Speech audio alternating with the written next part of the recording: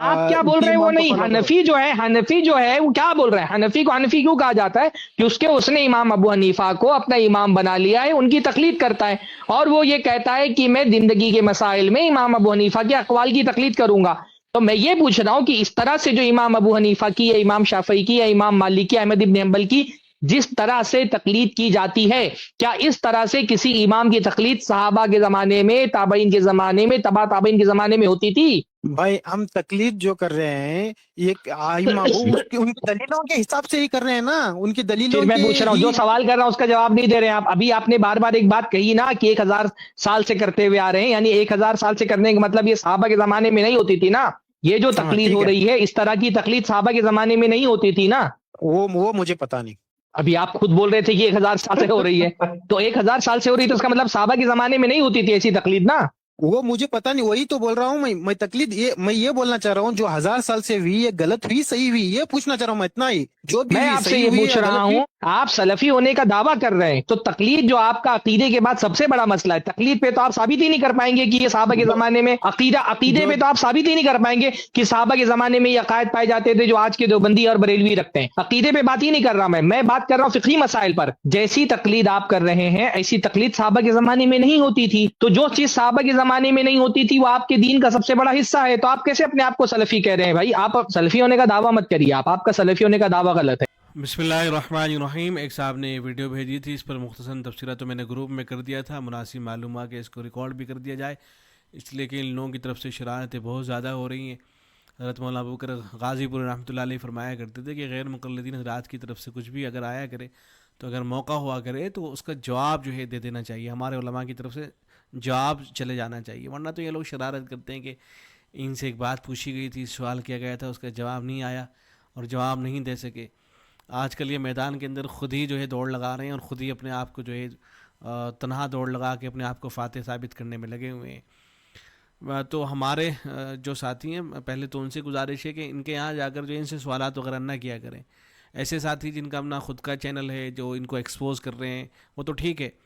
کہ ان سے سوالات بھی کریں، پھر اس کی ویڈیو بنا کے ریکارڈ بھی کریں، اس کو شیئر بھی کریں، لیکن ایسے ساتھی جن کا کوئی چینل نہیں ہے تو صرف جا کر کے ان سے سوالات کریں اور پھر یہ جواب تو دے نہیں رہے ہوں، جواب جب ان سے جب سوال کیا جائے گا تو ادھر ادھر کی باتیں ہاں کریں، بلکہ الٹا سوال کرنے میں لگے ہوئے ہیں کہ جیسے تم تقلید کرتے ہو کیا صحابہ کرام رضوان اللہ علیہم اجمعین کے زمانے میں اس طرح سے تقلید ہوا کرتی تھی؟ ارے بھائی جو سوال کیا جا رہا ہے اس کا جواب تو دے دیں پہلے آپ، وہ تو کریں گے نہیں، الٹا جو ہے سوال داغ دیں گے تاکہ جو ہے یہ ثابت کیا جا سکے کہ ہم نے تو میدان مار لیا ہے۔ تو بہت ہی زیادہ چونکہ فتنہ پرور لوگ ہیں، 3 قسم کے لوگ ہیں، تو اس لیے ان کو اس طرح کے مواقع جو ہے فراہم نہیں کرنے چاہیے۔ بہرحال یہ جو سوال کیا گیا ہے کہ صحابہ کرام کے زمانے میں تقلید ثابت کر کے دکھاؤ اور تقلید ہوا کرتی تھی یا نہیں ہوا کرتی تھی، تو اسی طرح کا سوال اگر کوئی ان سے کر لے تو آنکھیں پھٹے رہ جائیں گی اور دماغ جو ہے صحیح ہو جائے گا ان کا۔ ان سے ذرا سے یہ پوچھ لیا جائے کہ یہ بتاؤ کہ تم قرآن مجید کی تلاوت تو کرتے ہو نا، پڑھتے ہو نا، تو قرآن مجید کو جو پڑھا جاتا ہے تو صحابہ کرام رضوان اللہ علیہم اجمعین کے زمانے میں اس طرح سے تو قرآن مجید تھا نہیں، قرآن مجید کے اوپر نہ زبر زیر پیش لگے ہوئے تھے، نہ حرکات و سکنات تھی، نہ رکوع تھے، اور نہ پاروں میں اس طرح سے تقسیم تھا قرآن مجید۔ تو جو تم قرآن مجید پڑھ رہے ہو تو اس کو ثابت کر کے دکھا دو ذرا سا، تو دماغ جو ہے ان کا صحیح ہو جائے گا۔ اسی طریقے سے احادیث کی طرف آ جائیے، احادیث کو جس طرح سے بیان کیا جاتا ہے، باقاعدہ سند بیان کی جاتی ہے، تو کیا صحابہ کرام کے زمانے میں اسی طرح سے ہوتا تھا کہ باقاعدہ سند بیان کی جاتی ہو؟ کیا یہی سلسلہ تھا صحابہ کرام کے زمانے میں؟ ایسے ہی پھر جو راوی ہوتے ہیں ان پر جو گفتگو ہوتی ہے، کوئی ان کو کذاب کہہ رہا ہوتا ہے، کوئی ان کو جھوٹا کہہ رہا ہوتا ہے، کوئی کہہ رہا ہوتا ہے کہ نہیں یہ راوی صحیح ہے، تو کیا یہ سلسلہ صحابہ کرام کے زمانے میں بھی تھا؟ کیا جس طریقے سے آج کل کتابیں لکھی جا رہی ہیں یہ اس طریقے سے صحابہ کرام کے زمانے میں یہ سب ہوا کرتا تھا؟ تو اگر ان سے سوال کر لیا جائے گا تو جواب میں کہیں گے کہ نہیں یہ تو ضرورت تھی، ضرورت کے تحت یہ سارے کام ہوتے رہے،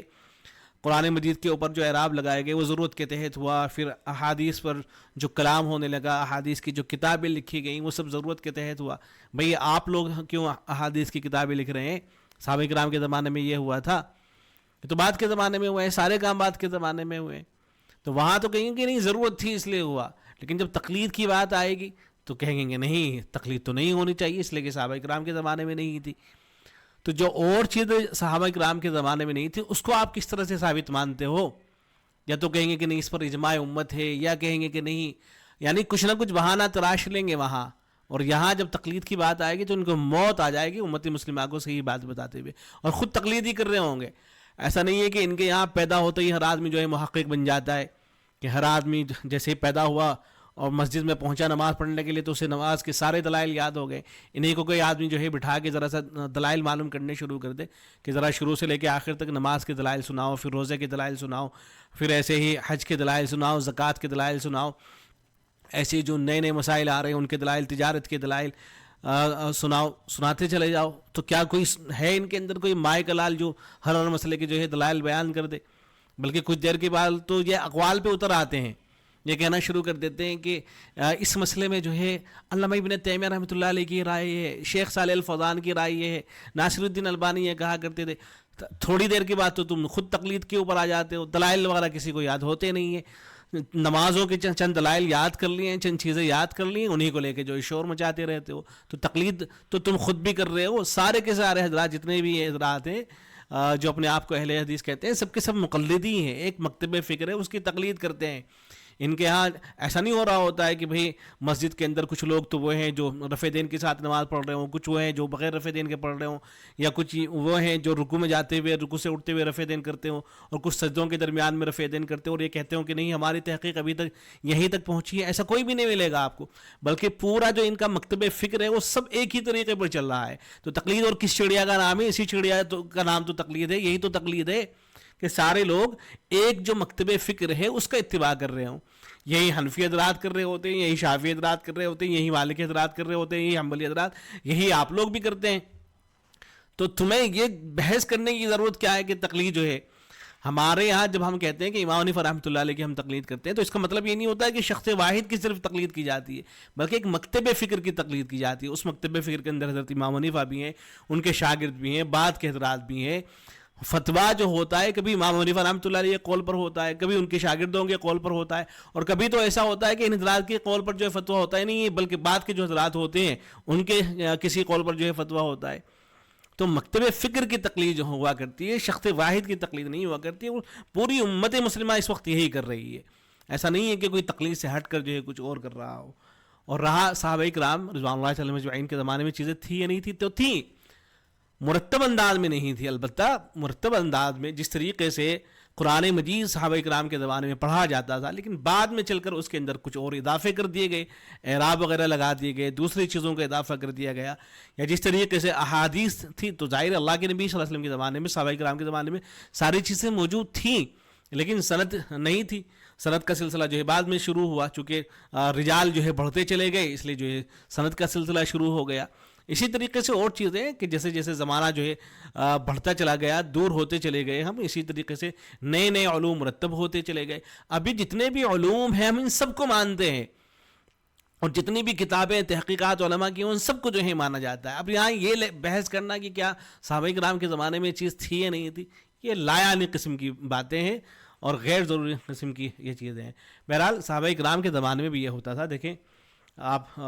ایک روایت دیکھیں، بخاری اور مسلم اور ابو داؤد کے اندر ہے، حضرت ابو موسیٰ اشعری رضی اللہ عنہ سے ایک مسئلہ معلوم کیا گیا، پھر وہی مسئلہ حضرت عبداللہ ابن مسعود رضی اللہ عنہ سے پوچھا گیا. حضرت عبداللہ ابن مسعود کا جواب حضرت ابو موسیٰ اشعری رضی اللہ عنہ کے جواب کے خلاف تھا. جب حضرت ابو موسیٰ اشعری رضی اللہ عنہ کو اس کا علم ہوا تو سمجھ گئے کہ حضرت عبداللہ ابن مسعود رضی اللہ عنہ کا جو جواب تھا اور جو فتویٰ ہے وہی صحیح ہے. اس کے بعد انہوں نے ارشاد فرمایا کہ لا تسألونی ما دام هذا الحبر فیکم، کہ جب تک یہ متباحر عالم دین یعنی حضرت عبداللہ بن مسعود رضی اللہ تعالیٰ عنہ تم میں موجود ہے، تمام مسائل انہی سے دریافت کیا کرو، اور جو فتویٰ وہ دیں اسی پر عمل کرو، مجھ سے دریافت نہ کرو. اسی کا نام تقلید شخصی ہے، جس کا ثبوت اس روایت سے واضح طور پر ہوتا ہے. تو حضرت ابو موسیٰ اشعری رضی اللہ عنہ نے فرمایا کہ مسائل جو ہے حضرت عبداللہ بن مسعود رضی اللہ تعالیٰ عنہ انہی سے جو ہے معلوم کیا جائے. جیسا کہ شیخ صالح الفوزان سے کسی نے پوچھا تھا کہ فلاں شہر کے لوگ ہیں وہ کیا کیا کریں فلاں ملک کے، تو وہ کہہ رہے ہیں کہ آپ کا جو علاقہ ہے وہاں جو مسلک رائج ہے انہی سے آپ مسائل معلوم کریں.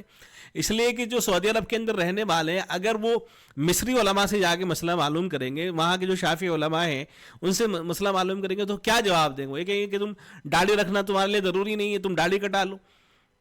تو ظاہر ہے ان کی رائے کو نہیں لیا جائے گا، بلکہ جو علاقے کے وہاں کے علماء ہیں ان کی جو رائے ہوگی اس کو لیا جائے گا. تو مسائل کے اندر جہاں اختلاف ہوگا اور جس علاقے کے اندر جو مسلک رائج ہوگا اسی کے مطابق لوگوں کو ترغیب دی جائے گی کہ آپ اسی کے مطابق جو ہے عمل کریں، ورنہ تو ہر آدمی کھڑا ہو کر کچھ نہ کچھ جو ہے بکواس کر رہا ہوگا۔ یہ روایت ہے۔ اس کے علاوہ اچھا یہ جو اقوال ہیں اور یہ جو روایتیں ہیں، حضرت مولانا مفتی عبد الرحیم صاحب رحمۃ اللہ علیہ حضرت نے تقلید شرعی کی ضرورت اس کے تحت جو ہے اس طرح کے اقوال جو ہے ذکر کر رکھے ہیں۔ بخاری شریف کے اندر ایک روایت آئی ہے حضرت اکرمہ رضی اللہ عنہ سے کہ اہل مدینہ نے حضرت عبداللہ بن عباس رضی اللہ عنہ سے اس عورت کے متعلق سوال کیا جو طواف فرض کے بعد حائضہ ہو گئی ہو، تو اب وہ طواف وداع کیے بغیر جا سکتی ہے نہیں؟ حضرت ابن عباس رضی اللہ عنہ نے فرمایا کہ وہ طواف وداع کیے بغیر جا سکتی ہے۔ اہل مدینہ نے کہا کہ ہم آپ کے قول پر فتوے پر عمل کر کے زید بن ثابت رضی اللہ تعالیٰ عنہ کے قول ان کے فتوے کو ترک نہیں کریں گے۔ اس سے معلوم ہوتا ہے کہ اہل مدینہ زید بن ثابت کی تقلید شخصی کیا کرتے تھے۔ اس روایت کے اس جملے پر لا ناخذ بقولک وندع قول زید پر غور کیجئے کہ جب اہل مدینہ نے ابن عباس سے بات کہی تو ابن عباس پر اس پر نکیر نہیں فرمائی